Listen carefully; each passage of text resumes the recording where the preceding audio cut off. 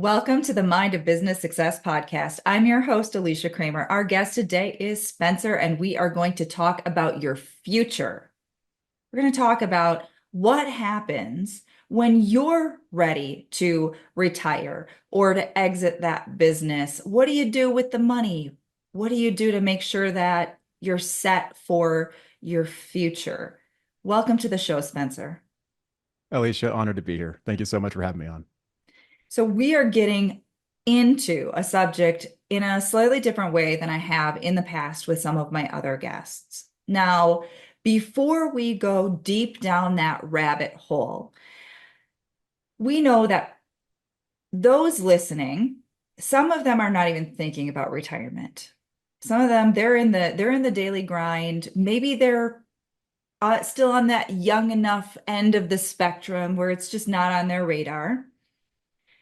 There's also going to be a lot of people listening who might even have some sleepless nights. I know, having been in business for nearly 2 decades now in this business, not to mention other previous stuff, once you get to a certain point, it starts to kick in. You're starting to think about it a little bit more, and there are a lot of people who are not in a position for financial security once they reach a certain point. And you have a unique business. We're gonna talk a little bit about that and how it fits in. So why don't we just take a brief moment or two? Let's talk a little bit about what you've got going on in your business. You're a successful entrepreneur and you're helping your clients in a very strategic way to have that type of financial security. Yeah, and thanks again. I'm excited about the conversation, Alicia. Right now I lead Madison Investing. It's a passive investing club for alternative investments, and that's a mouthful. Long story short, I was in a W-2 career, leadership career for 13 years. And along with my co-founder of our business and who's my wife and my COO, Jennifer, we had our two unique W-2 careers. And along the way, about a decade into that, this is a few years ago now, we were looking at our max out 401ks. We were feeling really good, patting ourselves on the back, dual income household in the Bay Area, in California, and feeling like, wow, this is going well. But after quite a few years, growing family, we realized like, wait, this is just getting busier and we're not seeing an off ramp. We're seeing more work. Promotions are a great thing, but in the W-2 track compared to entrepreneurship, it's just a different dynamic. And we started to look elsewhere, with our own money. So we started to invest in some rental properties, like real estate rentals. We wanted to find some passive income, as the buzzword goes, because the 401ks weren't going to change our lives immediately. They weren't going to give us some kind of off ramp. So that was the genesis of our business. Now, never in my life, as a kid who grew up playing punk rock and metal bands, did I had zero interest in business. Did I think I would go through a career and end up, not only caring about investing, but caring about entrepreneurship and getting fired up by it. And so now we have a few hundred investors in our group, many of which are entrepreneurs, not just W-2 employees making great income. And these entrepreneurs have told me these stories now. We're talking broad cross section of industries too, Alicia. Like we're talking folks who are, physical goods. They're doing construction company owners, third generation, snow plow or snow removal. You've got folks who built an amazing product, and they've built a whole company out of that. But many of them that are like more than halfway through that journey, I mean, some of which even exited businesses already, they hit this point that I didn't even conceptualize earlier on, which is like, wait, these ones that actually won, these entrepreneurs that built a business, got to a point of amazing value. It was brutally hard for them. Well, of course, like entrepreneurship is for everybody at points, but they got there and they won.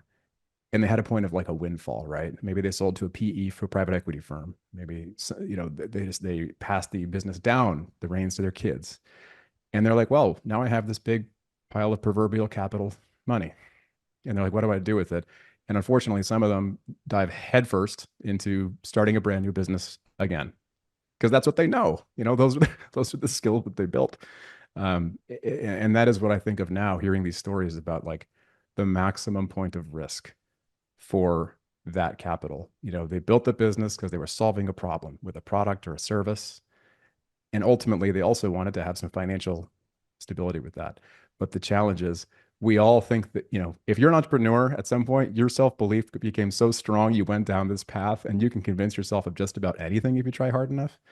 And these folks are sitting there thinking, I'm going to go do that again because I know how to do it. But there's no guarantees, as you know, right? Like, and you've heard so many of these stories and shared them on this show. So it's like, that is the point that I find very interesting. And I talk to our investors often about how do they go out and build an off ramp of their own in years ahead of time to just to start thinking through it, because active income, passive income, buzzwords all day, of course, figuring out how does one go build some kind of off ramp and cushion for themselves if and when they want to exit this business they worked so hard to build. Yeah. You touched on a couple of different things, and I want to key a little bit into a mindset shift that some people probably need to take a bit more seriously. You're right. Those that do win, there is a lot of momentum, a lot of confidence, a lot of belief in ourself that's been accumulated to get to that pinnacle of success. And you're also right. Had a lot of conversations with a lot of individuals who have some really big wins and, in many cases, even more losses. So then, for those individuals who acknowledge, I'm an entrepreneur at my core, I don't want to be sitting around in my rocking chair, when I'm 65, just, twiddling my thumbs. If I if I get if I live that long, I still want to have my hands in the clay. I still want to be doing stuff. But now you also still want to have financial stability and financial security. So let's talk a little bit about how you can have both. Because a lot of people, the mind is very black and white. It's one or the other. Hmm. And I see this in the work that I do with people. That literally is how the mind works. It's all or nothing. It's black or white. Either I'm fully retired and I'm living off of this nest egg, or I'm all in this, in this business endeavor. But it doesn't have to be that way. There is more of a balanced approach. So I would love to hear from your perspective because you're in the trenches working with business owners that are in, like you said, in many cases, they've learned the hard way that that's a dangerous approach sometimes to take to go all in on that new venture. Yeah, gosh, there's so many threads I want to pull on there, Alicia. I think the comment that you made about that black and white headspace, right? That mindset in the earliest days, I can just speak for myself. In the earliest days of our business, it was really helpful, right? I would say vital. I mean, I'd say talking to other entrepreneurs, that is almost universal, right? That you have to myopically look at what is the problem I'm solving, how am I solving it, and who do I need to connect with? What resources do I have to marshal to build this thing and solve this problem? It is a labor of love, and you pour your own Kool-Aid and you make a fresh batch every day, and that's just how it goes. But over time, I look at that as, it actually becomes pretty limiting. And I don't claim to have the perfect solution for every human because this is a dynamic journey, right? But I would say that I'll give you a specific example from my personal experience recently. Like uh, the last 2 summers, my family and I, my 2 young kids, Jennifer, my COO, and wife, like we did a big experiment to live and work abroad. And this isn't some brag point because this is not just sitting on a beach like you're saying. This is not the retirement at age 70 sitting there drinking a mai tai. This is living in Croatia for like a month with 2 young kids, having them go to an immersion school while we're also taking Zoom calls for our business at like 10 to 11 at night to solve for the time change. And I won't bore you with the rest, but we're able to strike a balance. I'm in my 40s right now, and so we have some more runway left, I'd like to think. And I bring this up because if I could go back in time when starting this business, day one, week one, month one, sometime early, and say, hey, Spence, just so you know, you actually won't want to sit on a beach years from now. You're going to want to strike a balance, right? And I will say, hey, cool, balance. Yeah, that sounds good, but I have no idea. And so now what I really look at it like when I'm talking to other entrepreneurs, I'm talking to other mid journey entrepreneurs, whether they had a prior business or they're on their first go around and it's going well, is you don't have to necessarily give up, the fun parts of this battle, like the building and the working, but start visualizing how do you go out and piece together that ideal day. I know there's plenty of brilliant thought leaders out there and coaches who have put together that framework for storyboarding, ideal day, put together what it looks like when you're still working on something you care about, but don't assume you need to or want to sit on a beach because your spark gets lit by working on something like this. It's okay to retire and not do it the old school industrial age way of saying you have to sit around. You can still work on something, especially in this day and age and moving forward with all the capabilities on remote. So I wanted to just share that briefly because the idea of retirement can be a blend done right, where you carve out an allocation. Say you're exiting a business. Say you've built up your owner's draws or profits that you take out of your business to such a great point where you have some investable capital.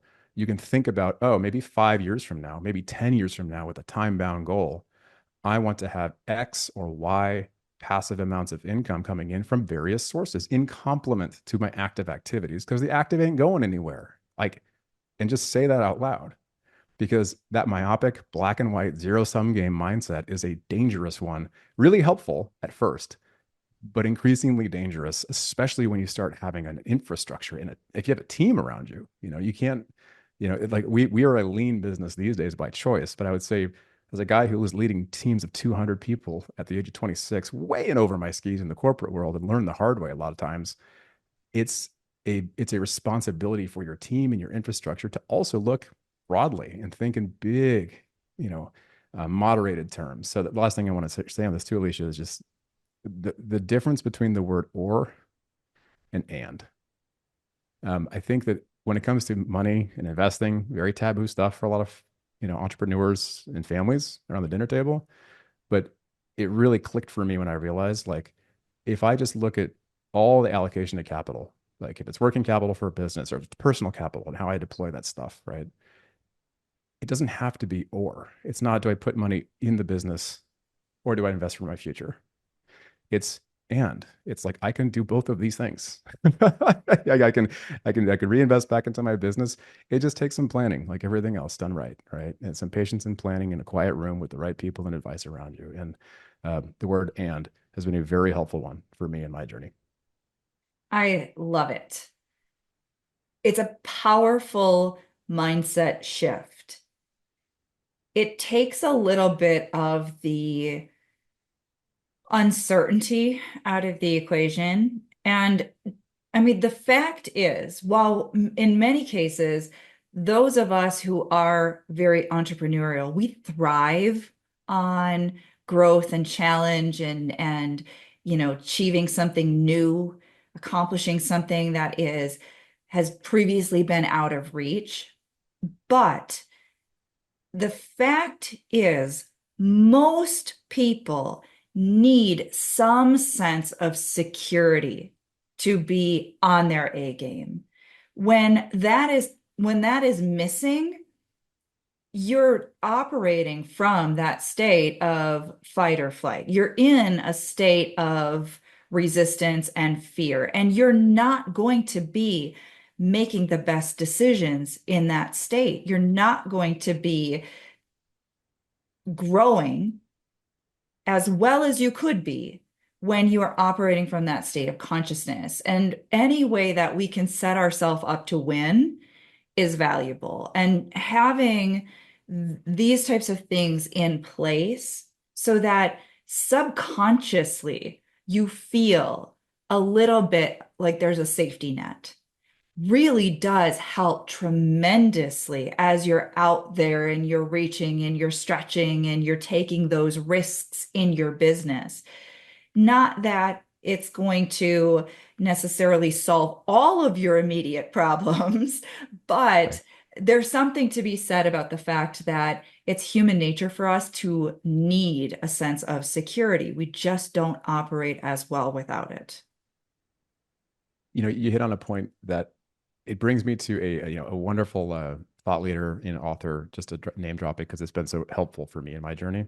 Um, I'm interpreting one of the comments you made about the topic of positioning and posture, right? And this is a shout out to what Shane Parrish at Knowledge Project, I think. Um, just great thought leader, and he talks so much about the power of one's positioning, and I'm applying it through this lens that what you just described, which is confidence comes from that strong foundation. Similarly, when I was still in my W-2 career, and I was in those wonderful and challenging early days of building a business while holding down and leading a W-2 job, waking up at 4 a.m. to literally work on the job before the job to build our company before going in and leading other teams, my ability to go and then swing a little harder in the right way at my day job, confidence to even propose a new project or express an opinion more strongly. That benefit of position applies everywhere across your life when you feel like you've got a stronger footing. And so if you run your own business, if you're the CEO of that business, you better believe when you're sitting down to inspire a team around you, or if you're sitting there deciding, well, do we go take on that higher risk, higher reward initiative? Like your personal life and situation absolutely has bearing on that. And that just comes down to position. So I wanted to just double down on your point because it's just so helpful. This has been this has been a pretty empowering conversation, in my opinion. We talk a lot about strategy and we talk about tactic and we do get into a lot of mindset stuff. There is there's an important point to be made about the fact that we're not one dimensional. It's not just I am a high achieving entrepreneur. It is oftentimes I'm a high achieving entrepreneur and I have a family that I love, and I have these other things that are meaningful and important to me. And, we're dynamic, and we Yes. really do need to make sure that we are addressing all of the important facets of our life and not fully and completely, fly by our pants, living in the moment to such an extent that there is no real preparation for our future. You hear people talk about creating generational wealth, and that is sort of like preparing for your, not just your future, but your family's future, the well-being of generations to come. It's that foresight. And for some people, that's not even on the radar screen because they're Right. just in the day-to-day grind, just sort of making ends meet. But it's so valuable to start to plant that seed now and say, what can I do to ensure I'm creating that type of security? I'm creating that type of generational wealth. I'm setting myself up for thriving in the future, not just, fully, flying by the seat of my pants, in my life, in my business. So this is the perfect opportunity for me to ask you, Spencer, how can our listeners learn more about your business and connect with you? Yeah, thank you so much, Alicia. This has been amazing. They can find us at madisoninvesting.com, and they can go to that website and sign up for a call with me, and happy to just sound more back and forth and share notes.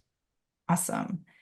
Thank you so much, Spencer. This has been a fun conversation, a very important conversation for sure. Thank you, Alicia. And thank you to all of our listeners. You know we're doing this for you. If you haven't already subscribed, make sure you do so. And until next time, we will see you in the next episode.